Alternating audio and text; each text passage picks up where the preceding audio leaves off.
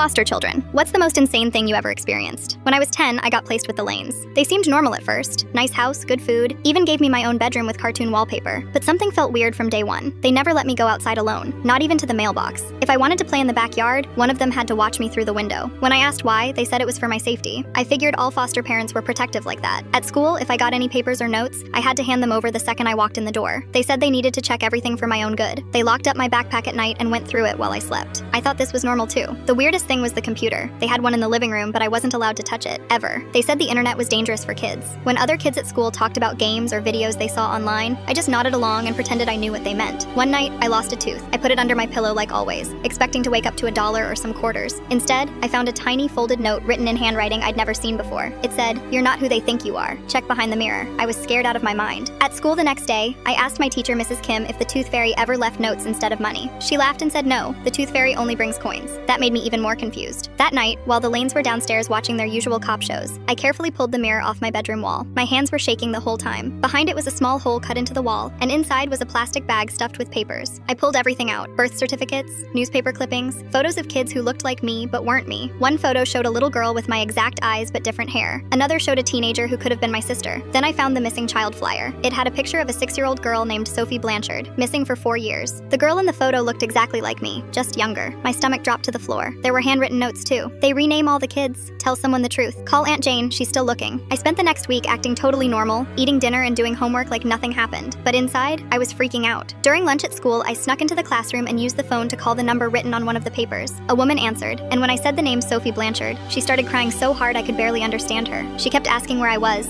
if I was safe, if I remembered her. I hung up because I got scared. That weekend, 2 people from Child Services showed up at our door without warning. The Lanes tried to act calm, saying it must be some kind of mistake, but the officers found more hidden files in the attic, files about other missing kids. Turns out my real name was Sophie. I'd been taken from a park when I was 6. The Lanes had changed my name, enrolled me in a new school district, and told me my family had abandoned me. But my Aunt Jane had been searching for me this whole time, putting up flyers and calling police stations in different states. The Lanes got arrested for kidnapping and trafficking kids. I finally got to go home to my real family. My Aunt Jane cried for like 3 hours straight when she saw me. She said I looked exactly like my mom did when she was little.